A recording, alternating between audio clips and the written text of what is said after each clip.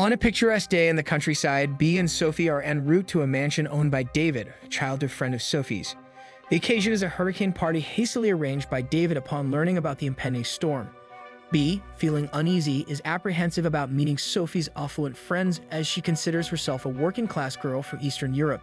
Upon reaching the mansion, Sophie parks the car, expressing frustration at the malfunctioning window that refuses to close completely.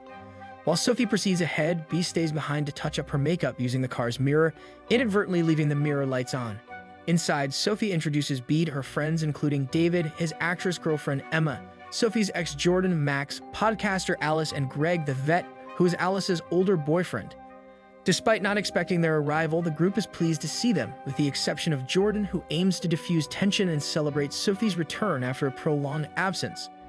Alice proposes a toast, and Greg, finding a mashie in David's dad's antique collection, skillfully opens a bottle of champagne. This seemingly simple act becomes uncomfortable for Sophie, a recovering addict who abstains from drinking. As rain begins to fall, the group hurries inside, eager to kick off the festivities. While Sophie and Bee change, David approaches Sophie for a private conversation. Sophie notices David's black eye and learns that he had a recent altercation with Max, who punched him before leaving the party. Meanwhile, Bee explores the house and encounters Jordan, who cautions her to be cautious with Sophie. Later, Bee joins the girls in the kitchen, initially feeling awkward but gradually easing into the atmosphere with the help of some alcohol and a potcake. The other girls engage in conversation with Bee, expressing curiosity about her and her relationship with Sophie. As the party gains momentum with drinking and dancing, tensions arise when Jordan is displeased watching Bee and Sophie dance closely. He asks Bee to dance with him, sparking jealousy in Sophie. To defuse the situation, Sophie suggests playing a game called Bodies, Bodies, Bodies. The rules are simple. Each person receives a piece of paper, but only one has an X on it, designating them as the murderer. After everyone hides, the murderer must find and kill others by touching their backs. The dead players lie down until someone discovers them and yells, "Bodies, bodies, bodies."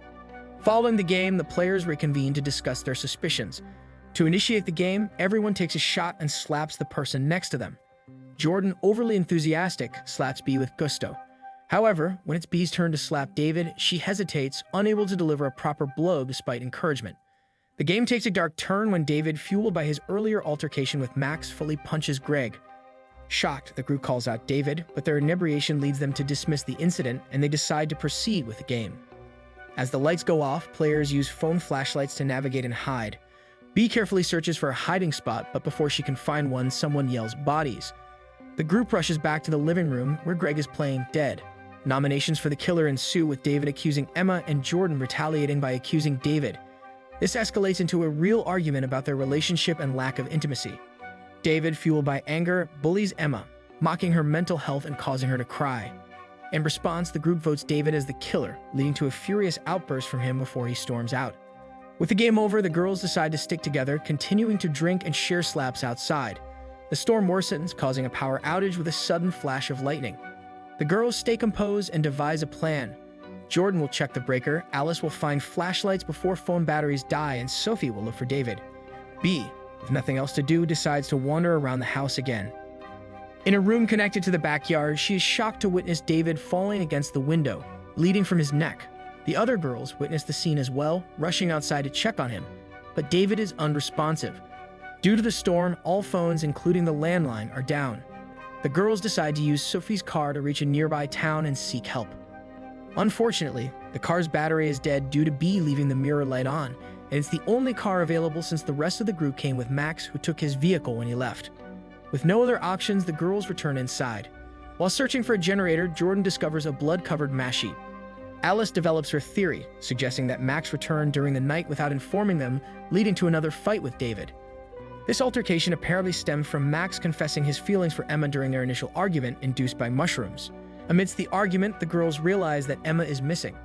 The four remaining girls search for her, eventually reaching Alice's room, where they find Greg's survival kit containing a knife. Alice had assumed it was for hurricane-related emergencies. They proceed to Jordan's room, where Bee accidentally discovers a cute yellow bra belonging to Jordan. It turns out Emma is there, experiencing a panic attack under the sheets.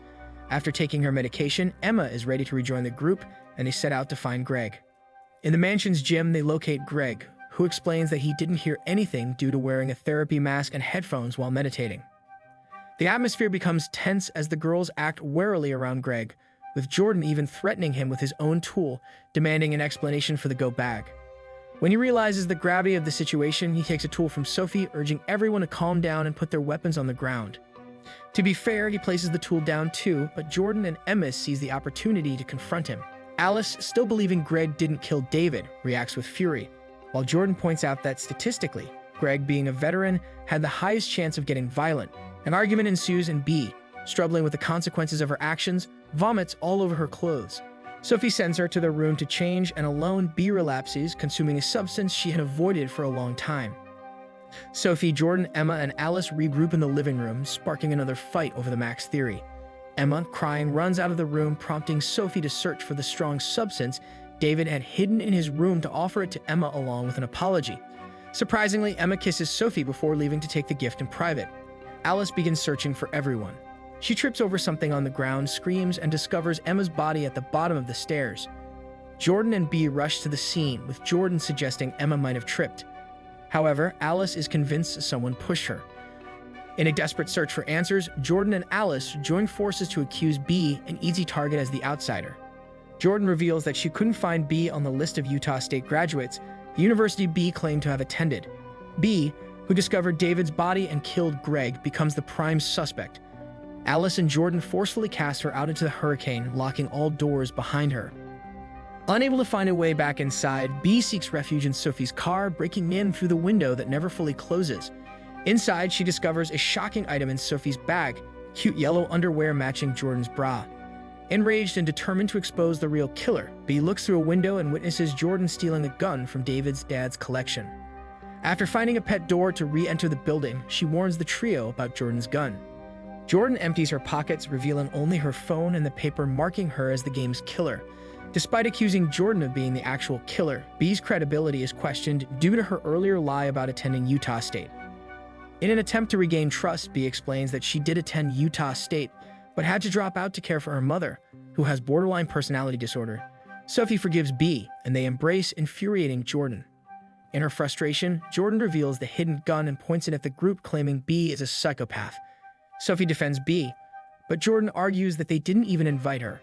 Alice acknowledges this, revealing they believe Sophie returned to ask David to speak to her parents and release her trust fund. Sophie counters, explaining she distanced herself because they were enablers who wouldn't stop drinking in front of her. Jordan dismisses this and reveals a bombshell. She tells B that Sophie cheated on her with Jordan, encouraging B to check Sophie's text messages for confirmation. The argument intensifies as insults and secrets are hurled, leaving Bri in shock. Alice exposes Jordan's rags-to-riches story as a lie, revealing her parents are middle class. Jordan, enraged, shoots Alice in the leg.